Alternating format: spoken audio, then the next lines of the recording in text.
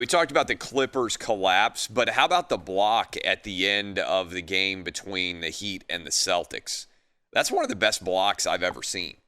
Going hard to the basket, it looked like Jason Tatum was going to dunk the ball for the win.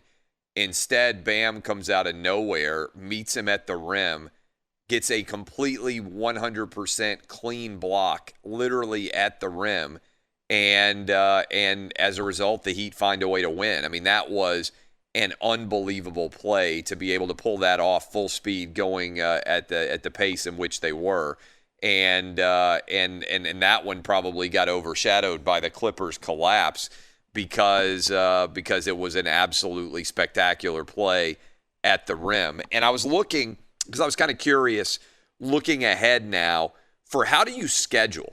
Like, if you're trying to compete in this marketplace right now where there are so many different sporting events going, the Heat Celtics game 2 is going head-to-head with, I mean, they're playing it a little bit early so they don't go head-to-head with Thursday Night Football.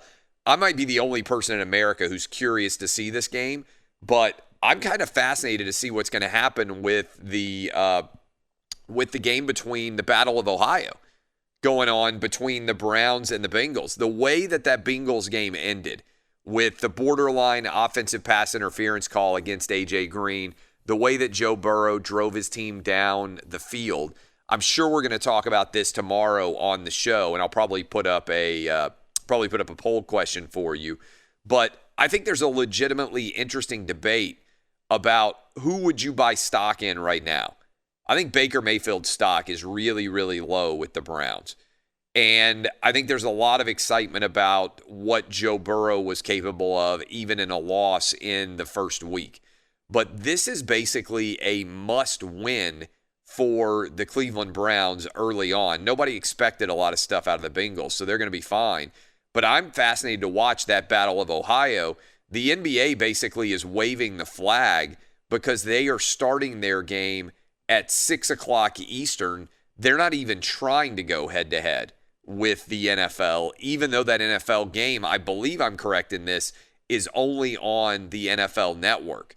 And so if you look at that in the grand scheme of things, the Heat and the Celtics are basically waving the white flag. Now, they're starting the NBA playoffs with in the Western Conference with a Friday game.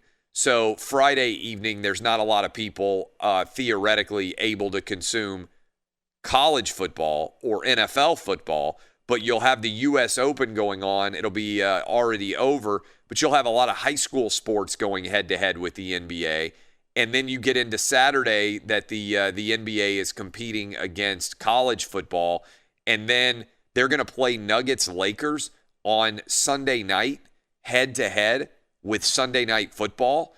And I'm not even sure what Sunday Night Football is, but that's going to be a massacre for the NBA. Like, nobody is going to watch the Lakers going up against the Nuggets in Game 2 head-to-head going up against that game, right? And so I think this is really kind of intriguing to think about how do you maximize people paying attention to you, because you got the Packers and the who is it on? You got the Cowboys. I'm trying to look here. Sunday night, Packers Saints. The Packers and the Saints is going to dunk all over LeBron and the Lakers against the Nuggets, all balls in the face style. Like, nobody is going to watch that. And then the next day, you've got another Eastern Conference game going up against the Chiefs and the Ravens, I think, unless they're going to recalibrate the way that they play all these games. The point is, the NBA is the beneficiary of a lot of attention when there's nothing else going on.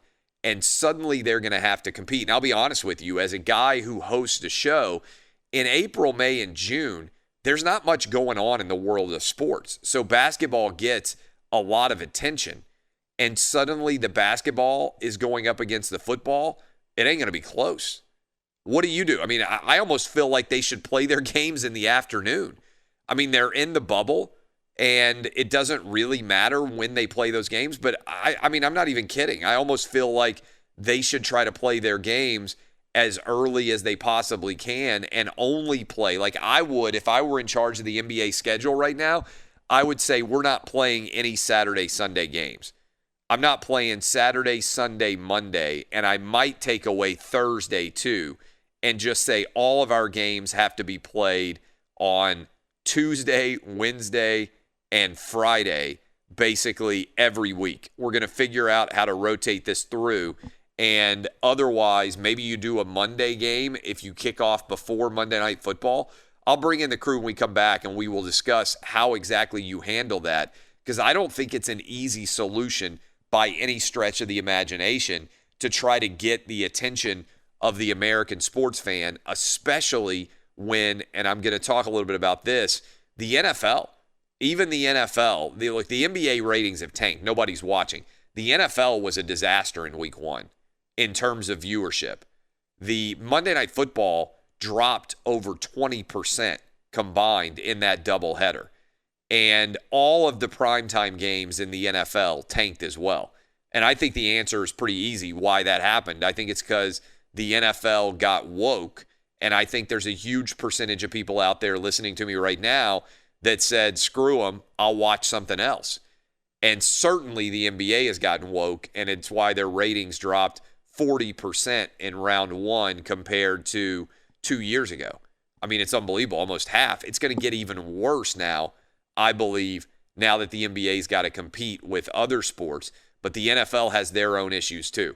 When we come back, we'll close out hour 1. By the way, giving you a roadmap of where we're headed. We got John Morosi, our Major League Baseball insider. The Major League Baseball playoff plan is in place. They are going to play in their bubble. We'll talk about that with him in hour 2. And then in hour 3, Chris Mannix, our NBA insider, will maybe try and answer some of these questions about where the Clippers go from here.